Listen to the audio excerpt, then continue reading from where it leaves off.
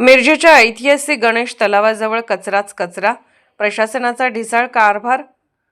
मिरज शहरातील ऐतिहासिक असलेल्या गणेश तलाव परिसर सध्या कचऱ्याच्या विळख्यात सापडल्याचे चित्र समोर आलं आहे। शहरातील कचरा व्यवस्थापन आणि आरोग्य विभागाच्या हलगर्जीपणामुळे या भागात अस्वच्छता वाढत असल्याची तक्रार नागरिकांकडून केली जात आहे।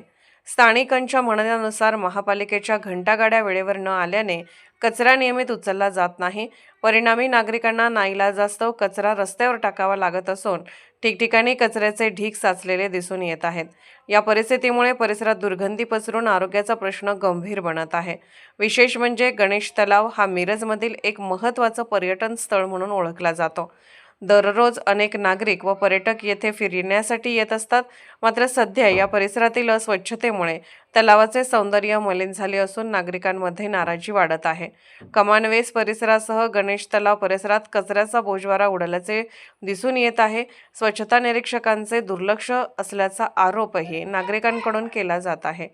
दरम्यान नूतन आयुक्त संजिता मोहपात्रा यांनी या समस्येकडे गांभीर्याने लक्ष देऊन कचरा व्यवस्थापन सुधारावे तसेच नियमित कचरा उठाव सुनिश्चित करावा अशी मागणी नागरिकांकडून होत आहे। शहराच्या आरोग्याच्या दृष्टीने तातडीने उपाययोजना करणे आवश्यक असल्याचे मतही व्यक्त केले जात आहे।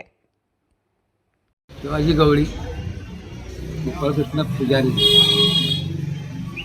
इथं कचरा टाकलेला प्रत्येक जणांच्या टायमावर गाडी येऊन कचरा उचलला जात नाही। तेव्हा नगरपालिकेने त्याची काहीतरी हे घ्यावी, दखल घ्यावी लवकर।